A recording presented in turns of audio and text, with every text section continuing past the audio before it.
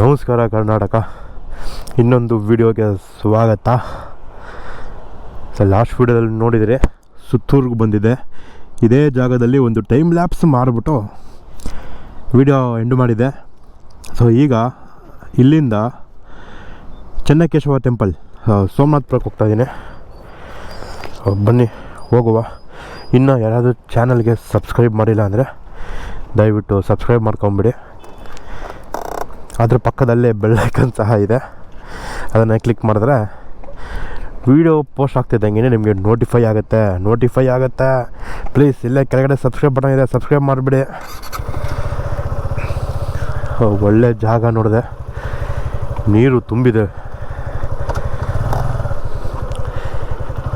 So ಇಲ್ಲಿಂದ ಇನ್ನೊಂದು 25 kilometre ಇರ್ಬೋದೇನೋ Somanathpura. ಅದು 8:15 ಓಪನ್ನು. ಈಗ ಟೈಮು 8 ಗಂಟೆ. ನಾನು ಇಲ್ಲಿಗೆ ಸ್ವಲ್ಪ ಬೆಳಗ್ಗೆನೇ ಬಂದುಬಿಟ್ಟೆ. ನೀವು ಸ್ವಲ್ಪ ಲೇಟಾಗಿ ಬನ್ನಿ. ಇಷ್ಟೊತ್ತಿಗೆ ಬಂದರೆ ಯಾರ್ಯಾರೋ ಏನೇನೋ ವಾಶ್ ಮಾಡ್ತಾಯಿರ್ತಾರೆ, ನೀವು ಅದನ್ನೆಲ್ಲ ನೋಡಬೇಕಾಗ್ತದೆ. Don't trust Google maps. Google aunty voice ಸರಿ ಇಲ್ಲ, ರ್ಯಾಸ್ಕಲ್ ವಾಯ್ಸ್ ಅದು. ಅಲ್ಲಿ ಬರ್ತಾ ಇದ್ದಂಗೆ ರೈಟ್ ತೊಗೊಂಡು ಬಂದುಬಿಟ್ಟು ಈ ಕಡೆಗೆ. ಇಲ್ಲಿ ನೋಡಿದ್ರೆ ಈ ಕಡೆಯಲ್ಲಿ ಆ ಕಡೆಯಿಂದ ತೋರಿಸ್ತಾ ಇದೆ. ಆ ಗೇಟಿಂದ ಒಳಗಡೆ ಹೋಗುವಂತ ತೋರಿಸ್ತಾ ಇದೆ. ಗೇಟಿಂದ ಒಳಗಡೆ ಎಲ್ಲಿಗೆ ಹೋಗಲಿ, ಗೇಟ್ ಲಾಕ್ ಹಾಕೊಬಿಟ್ಟಿದ್ದಾರೆ.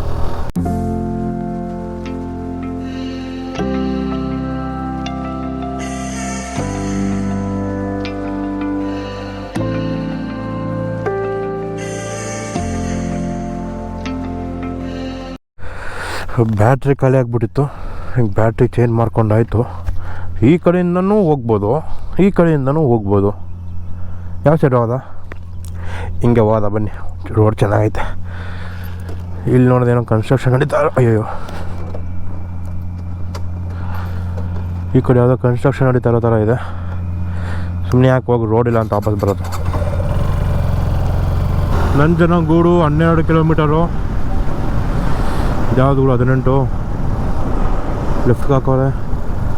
ಟಿ ನರಸೀಪುರ 18 ಲೆಫ್ಟ್ಗೆ. ರೈಟ್ಗೆ ಹೋದರೆ ನಂಜನಗೂಡು. ಮೈಸೂರಿಂದ ಇದಕ್ಕಿಂತ ನಂಜನಗೂಡಿಂದನೇ ಹತ್ರ ಅಲ್ಲ ಸುತ್ತೂರಿಗೆ. ಸೊ ಇಲ್ಲಿವರೆಗೂ ನನ್ನ ವೀಡಿಯೋದಲ್ಲಿ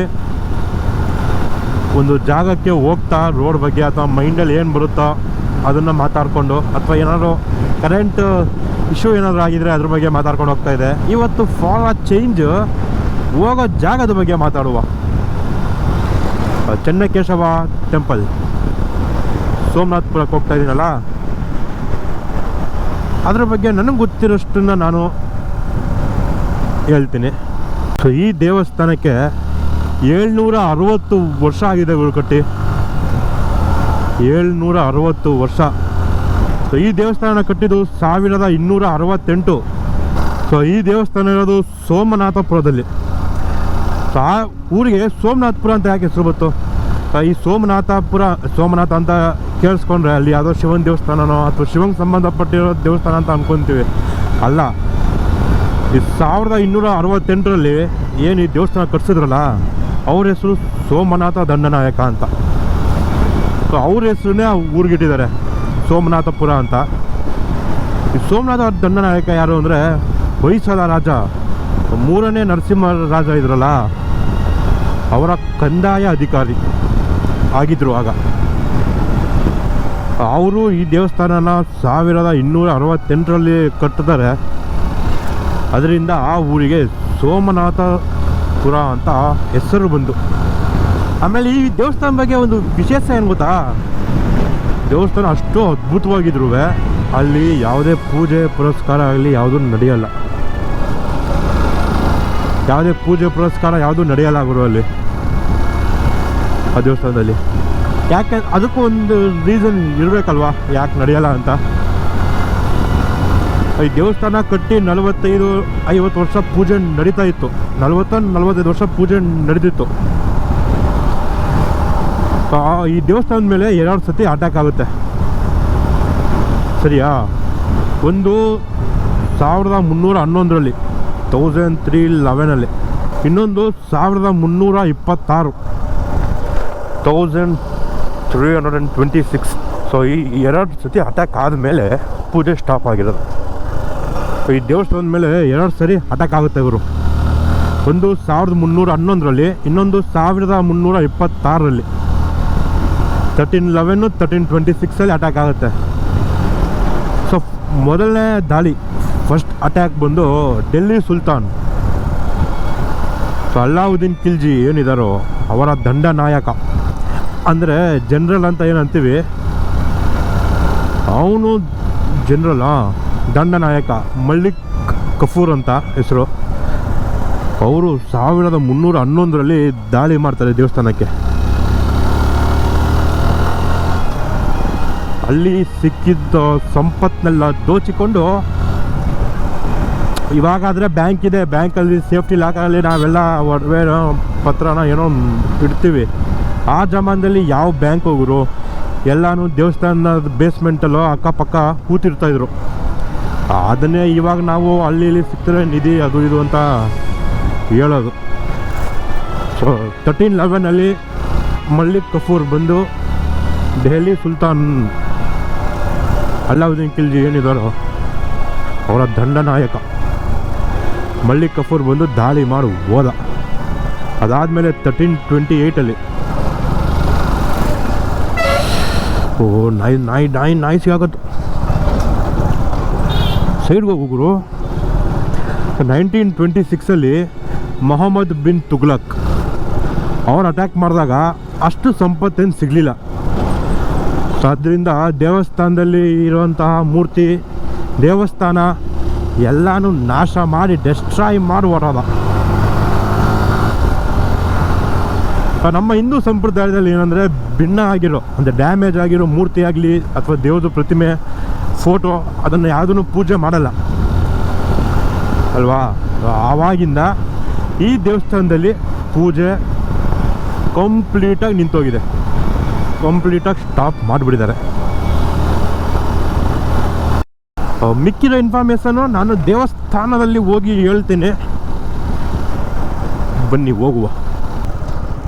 ಅಣ್ಣ ದೇವಸ್ಥಾನಕ್ಕೆ ಯಾವ ಕಡೆ 8:30 ಇಲ್ಲೇನಾ? ಸ್ಟ್ರೈಟ್ ಅಲ್ವಾ? ಥ್ಯಾಂಕ್ಸ್. ನಾನು ಬಡವ ಬದುಕಿನಲಿ, ಸಾಹುಕಾರ ಪ್ರೀತಿಯಲಿ, ನೀನೇ ನನ್ನ ನಾಡಿಯಲಿ, ಜೀವ ಎಂದಿಗೂ ನೀನೇ ನನ್ನ ನಾಡಿಯಲಿ, ಜೀವ ಎಂದಿಗೂ. ಮೋಡದ ಒಳಗೆ ಹನಿಗಳ ಬಳಗ, ಒಂಟಿ ಕಾಲಲಿ ಕಾದು ನಿಂತಿದೆ ಭೂಮಿಗೆ ಬರಲು.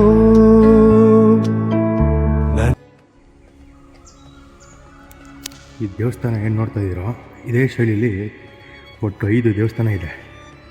ಫೇಮಸ್ ಆಗಿರೋದು ಮಾತ್ರ 3. ಸೊ ಇದರಲ್ಲಿ ಸ್ಪೆಷಾಲಿಟಿ ಏನಂದರೆ ಕೆಳಗಡೆ ಏನಿದೆ ಬೇಸ್ಮೆಂಟು, ಸೊ ಅದ್ರ ಮೇಲೆ ಇದು ತ್ರಿಕೂಟ ಅಂತ ಕರೀತಾರೆ. ಸೊ 3 ದೇವಾಲಯ ಬರುತ್ತೆ ಇದರಲ್ಲಿ. ಸೊ ಬೇಲೂರಲ್ಲಿ ಜಗ್ಲಿ ಅಥವಾ ಬೇಸ್ಮೆಂಟ್ ಏನಂತೀವೋ ಇದ್ರ ಮೇಲೆ ಒಂದು ದೇವಸ್ಥಾನ ಇದೆ. ಸೊ ಅದು ಏಕಕೂಟ ಅಂತ. ಹಳೆಬೀಡಲ್ಲಿ ನೋಡಿದರೆ ಬೇಸ್ಮೆಂಟ್ ಮೇಲೆ 2 ದೇವಸ್ಥಾನ ಬರುತ್ತೆ, ದ್ವಿಕೂಟ ಅಂತ ಕರಿತೀವಿ ಅದನ್ನು. ಸೊ ಇದು ಬೇಸ್ಮೆಂಟ್ ಮೇಲೆ 3 ದೇವಸ್ಥಾನ ಬಂದಿದೆ, ಅದಕ್ಕೆ ಇದು ತ್ರಿಕೂಟ. ಇನ್ನೊಂದಿದೆ ಹಾಸನ ಡಿಸ್ಟಿಕಲ್ಲಿ ಬರುತ್ತದು, ಆ ದೇವಸ್ಥಾನದ ಹೆಸರು ಮರ್ತೋಗ್ಬಿಟ್ಟಿದ್ದೀನಿ.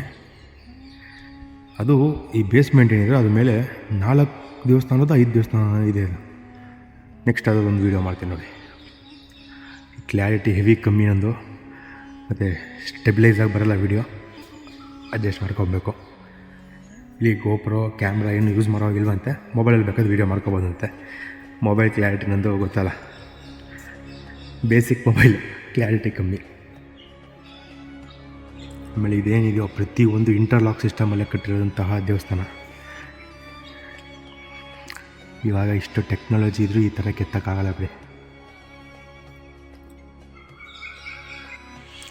ಸೊ ಈ ಬೇಸ್ಮೆಂಟ್ ಏನಿದೆಯೋ ಇದ್ರ ಮೇಲೆ ಒಟ್ಟು 3 ದೇವಸ್ಥಾನ ಬರುತ್ತೆ. ವೇಣುಗೋಪಾಲ, ವಿಷ್ಣು ಮತ್ತು ಜನಾರ್ದನ ದೇವಸ್ಥಾನ.